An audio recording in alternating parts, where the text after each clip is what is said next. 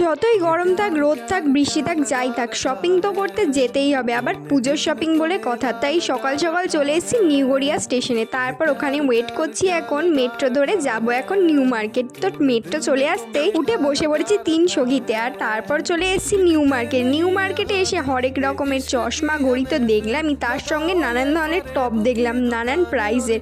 এখানে এলে একটাই কথা, বার্গেনিং করে নিতেই হবে, আর মেয়েরা সেটা আমরা খুব ভালোই পারি। তারপর নানান ধরনের ব্যাগের দোকান, জুতোর দোকান দেখলাম, সঙ্গে ব্লাউজও দেখলাম, কিছু ব্লাউজ কেনারও ছিল আমাদের সঙ্গে। তো এখানে এসেছিলাম আমরা 3 পিস সেট দেখতে, 2 পিস সেট দেখতে। খুব ভালো ভালো 3 পিস সেট ছিল, গাউন ছিল এখানে, কিন্তু প্রাইসটা একটু হাই ছিল।